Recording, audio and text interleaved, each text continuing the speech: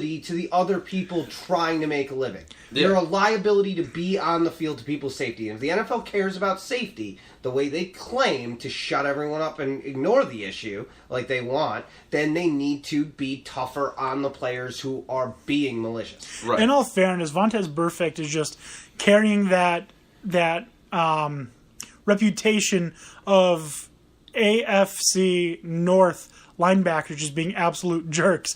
Ray Lewis, James Harrison.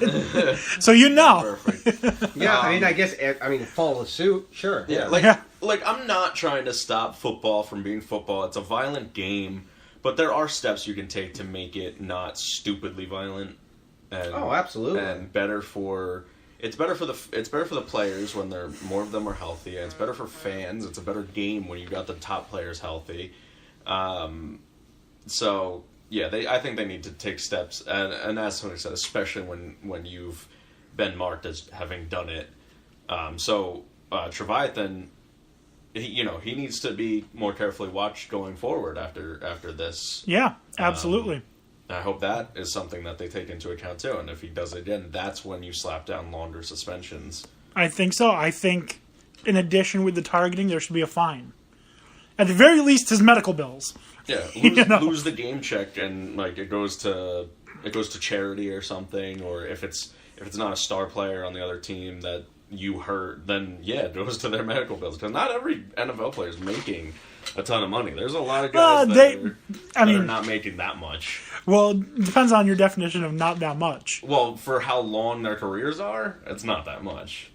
I mean, the least expensive that I'm aware of, or not least expensive, the lowest contract for a person that's on a team full time is like $180,000, and that takes me 5 years to make.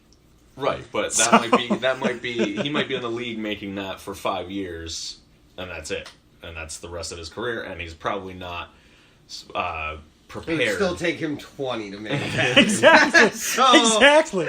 25. Assuming you don't get a promotion and you just continue doing the same thing. You're not going to have CTE and, I might do a murder-suicide. I'm not that. I might have CTE. I played for years. Maybe. I don't know. You don't know. I mean, who knows? Any of us here could have CTE from anything. Did you see that study that Boston, I think, said that they might have found a way to detect CTE in living people, which is a huge breakthrough? And UCLA is working on something, too, that can tell, based on certain activity in the brain, the more it develops, they think that there's a correlation between that and early signs of CTE, which would be lack of impulse control is what I mean. Yeah, there's something that builds up inside when. So it explains Dan's life choices a lot here. CTE, lack of impulse control. Yeah, that's why I just randomly tweet at Ron Jeremy. Yep. That's why you're in a stable job. Wait, we're not doing and that married. Anymore? You psycho. Oh, I still do. I was gonna say, because I was just about to tweet Ron Jeremy. No, okay. Yeah. But yeah, stable job, maybe. Maybe it's a stable job. I don't know. Something going on here. Something going on. The next new job is fairly stable for a while, so. Yeah. Actually, I'm coming up on almost a year at my new job. Oh, yeah. Crazy to think that I left my last job about a year ago. I abandoned Tony about a year ago. Mm-hmm. And yet he's forgiven you. No, he's only doing this podcast so he can yell at me. Which he hasn't done enough of yet. So. Not yet, but we're going to get to it. Wouldn't that be the same thing as missing you at work? Yeah. I'm pretty sure that's what we were doing most of the time. Yeah. When we weren't actually doing work, it was pretty much yelling at each other about sports and then being told to sit down afterwards. Oh, God, that was so nice. There's no calls coming in. I'll stand if I want. Yeah, right. Seriously. All right, back to sports. We're having a sports conversation here. All right. What do you guys from school? Yeah, right? Seriously. The next question I have is something that I asked about a couple of weeks ago, and all of you shook it off as no, and I still claim yes. Are the Chiefs the best team in the NFL? Maybe. 2 weeks later, has your opinion changed? I still think, right now, I mean, record-wise, they certainly are. They're the only undefeated team left. Yep. Yeah. They are certainly making a case for it. And and I am struggling to think of anyone that I would say is better than them right now. They look like the best team in the NFL. I mean, the I have to Raiders. say, in the past 2 weeks, it feels like the league has, for the most part, except for a couple outliers like the Chiefs, just flipped upside down since our last episode. Yeah, really quickly, because you weren't here for it, I'm just going to hand you the poem, if I can find it. Here, just read that really quickly. All right, keep going. Because that's essentially what it's about. But I can't think of a team better than the Chiefs. And honestly, right now, I thought the Raiders would have been better. But even with Derek Carr, they weren't. They weren't. I mean, they had Derek Carr for majority of this game against the Broncos and still lost. Mm-hmm. Divisional game though. They had Derek Carr against the Redskins and lost. Yeah, I don't think that was the right Raiders team we saw. The Broncos I knew were going to be tough. Losing Carr didn't help that situation anymore. Right now, the Chiefs have to be considered the best team. Record says that they are.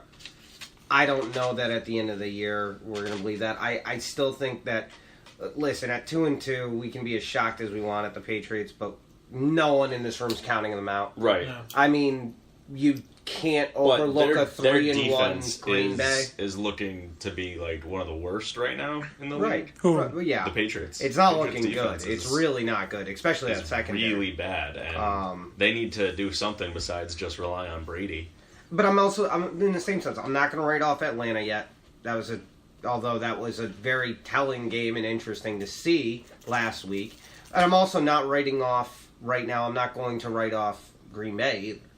Oh, Green Bay is a mess. They are garbage. They're a garbage team that's 3-1. So They're still probably going to make the playoffs. I mean, well, yes, they're going to make the playoffs, but I'm they're pretty not sure gonna- the Cowboys are going to make the playoffs too. Yeah. And right now, they're not looking good at all. Plus, you'd had years too where you had I think it was a 9-0 start to the Chiefs, and they end up losing in the divisional round. So it's That is true, but even though they were 9-0, they didn't play as well as they're playing now. They took on who have they played? They beat the Patriots, they beat the Eagles, they beat the Redskins. Who'd they play between the Redskins and the Eagles? the whoops, hang on one second. I'm looking it up right now. They beat the best team in the AFC, the Patriots. They beat the team that I'm pretty sure. Oh, that is- game What? doesn't count as the Chargers. Oh, the Chargers? The It's a Chargers divisional have played game. Well, Okay, They just keep losing in like the crappiest ways possible. I find it hilarious. It's what the Chargers do. Yeah, that's all of last They've season. been doing Remember it for last years. season? We talked about this like every week last They lose season. a heartbreaker. How did we even got to a point? How are the Chargers going to lose this week? And we came up They're with just like the most cursed. ridiculous. Their owner needs to sell the team, and the curse will be lifted, I think. But moving them to LA just exacerbated it. Well, Didn't help. what would have happened? This is how, like, it got so crazy at one point. We came up with a scenario that Phillip Rivers was going to lead them to a touchdown, and with those 6 points, they'd be winning the game by 1. And then they would go to kick the extra point, have it blocked, returned, and then lose in overtime. Like, we came up with that scenario, and it almost happened last year. And then they lost to the Browns. I even came up with that slogan that we can't say on the air. Yeah, we can't say it on the air, but yeah, it's a good slogan. But the teams they've beat, the best team in the AFC and the Patriots, the best team in the NFC and the Eagles, they beat a divisional. A very good Redskins team. Yeah, they beat a divisional team in the Chargers, and then they beat a very good Redskins team, a team that I said at the beginning of the year was going to be good, and you guys were all like, no. It might actually be, I don't know, it'll go for the division maybe. The Redskins? Yeah. I think there's I think the Cowboys are showing some weaknesses, and that the Redskins might overtake them for. Some weekend, the defense can't play defense. Yeah. And the Giants defense can't play defense all game. So Right. The Giants defense can play defense up until the last minute and 30 seconds, and then that's it. You don't get them for the last minute and 30 seconds, as has been evident by losing the game by a collective of 5 points the last 2 weeks. Yeah. In all fairness, That being said, the bump out of bounds was bull. I'm still pissed about that. that minute and a half that they don't play at the end is the minute and a half that they shouldn't be on the field out of the 30 minutes that they shouldn't be on the field. True. Or was, the week prior against the Eagles, where it just got by the end of the third quarter, it was just like a barn burner fest back and forth. Yeah, pretty much. Yep. So let's run through the NFL games from this past week. We'll go through the scores. Really interesting one that happened. We'll start with that one, actually. It was an overtime game between San Francisco and Arizona. San Francisco led for like 27 minutes. The rest of the time, they were tied. The Cardinals did not lead for a single second in that game. And the Cardinals won. Yep. Larry Fitz, baby. Kind of reminds me of a few years ago, well, more than a few years ago. I was a sophomore at UAlbany, so this would be 2009, 2010. I was eating at Uno's and watching the Dolphins and the Colts. And the Colts literally had the ball for 7 minutes and 17 seconds or something like that and won by 31. Insane. Right? I really Opposite wanted of that what game to happened, end in what an all happened this field goal week. tie. I really wanted it to happen. 10 field goals, all field goal tie, game over. Great. It's hysterical to me. But no, Larry Fitzgerald had to be the ageless wonder. And guess who traded Larry Fitzgerald the week before? Me. Thank you. I will take him. Yeah, I traded him to you, right? Yeah. Yeah. No, so my fantasy has just been absolutely awful. My I receiver benched- was horrible I- until you gave me Fitz for West, which I still can't believe you did. Well, because he wasn't producing. The week before, he had like 20 points. Not on my bench. That's true. I benched DeMarco Murray 2 weeks ago because combined he got me like 20 points in the first 3 weeks. So I'm like, that's it. I'm not playing him. And then he gets 31. It's so bad. Then he gets 31 I had points. to keep playing him. Cam Newton. I benched him. I caught Cam Newton. Actually, that In happened my- a lot in like all of my leagues where the benches were just outscoring the starters. It was all. Well, I mean, if you look at what's been happening in the league, wide- is it really that odd to think Well, that yeah. that's going to happen? Because, like, it's crazy. I had Brandon Cooks, I had DeMarco Murray, and I had Cam Newton. And none of them were performing at all.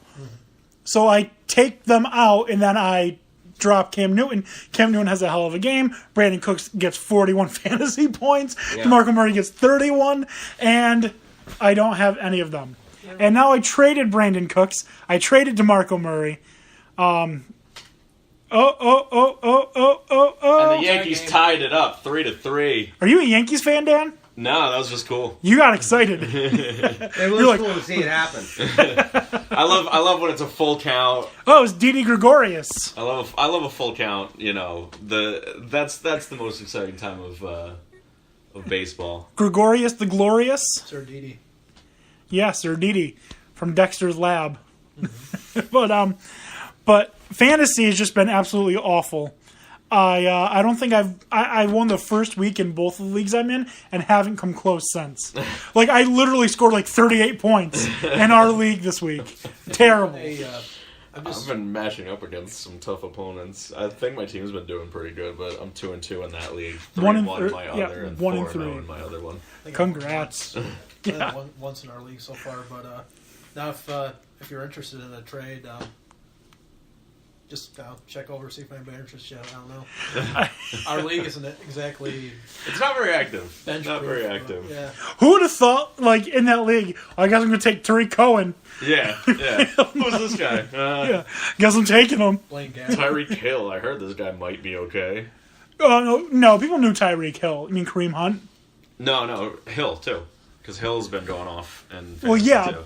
Yeah, but Hill had monster season last year, so a lot of he's actually But yeah, owned. Hunt too. Hunt was like a 6th round pick or something. Not in our league. Our league, everyone was taken within 4 rounds because it's 20 people. Yeah, Never we're- played in this big of a Yep. league before. It's just confusing. When we do fantasy basketball, which we'll be doing, we're going to limit to 8 teams. How do you think I feel? Are you kidding? I just lost Derek Carr in a 20-team league. Do you think there's quarterbacks available? I got